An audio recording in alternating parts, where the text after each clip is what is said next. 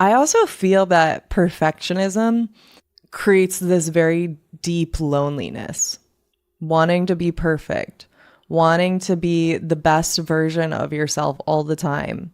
I actually stopped saying higher self or best version of yourself and started more saying authentic self, because when we're always reaching for a version of ourselves that's somewhat out of reach, instead of realizing that our authentic self lies within and it's about remembering her, it's about remembering this version of you who is at an elevated level, but we're not continuously reminding ourselves. We're reminding ourselves that she is authentic.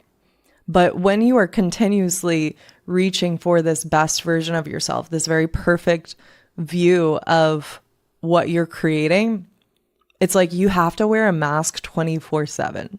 Oh, everything's good. Pass the peas. That's what we say in my family.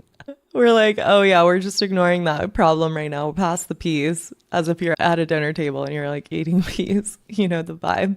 But you do that with everyone. You're like, oh, I'm perfect. I'm not human. I don't make mistakes. Like, you're not being vulnerable with anyone. And that is extremely lonely. That's something that I don't think people are realizing about perfectionism, is that this emotional weight of always wanting to be your best self. Yes, we want to be in devotion to continuous growth and we want to be in devotion to our authentic self. But where do we hold the barrier between always pedestaling our best version of yourself or actually realizing that she's from within? So I wanted to share like also how we start to reframe this, because when you've been in this perfectionist state for so long and you realize that you've outgrown perfection, there's this disorienting middle that you can shift out of very quickly. But it's like when perfect doesn't fit, but you're not sure who you are without it. You're like, oh, the example I gave is I want to create excellent work, but that perfection isn't fitting, but I still have this elevated version of my excellent work. So how do I bring that together? And it's a nervous system conversation. It's also a reframing conversation. So let's reframe some things.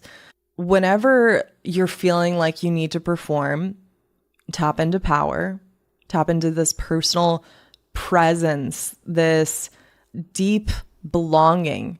This is a beautiful way to shift out of performance, is to have this deep belonging that you're creating for the girls.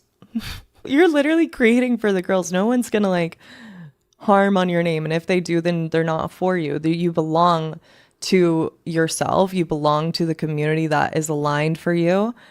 And so you can just be present to what's happening here. You no longer have to perform. You no longer have to be polished.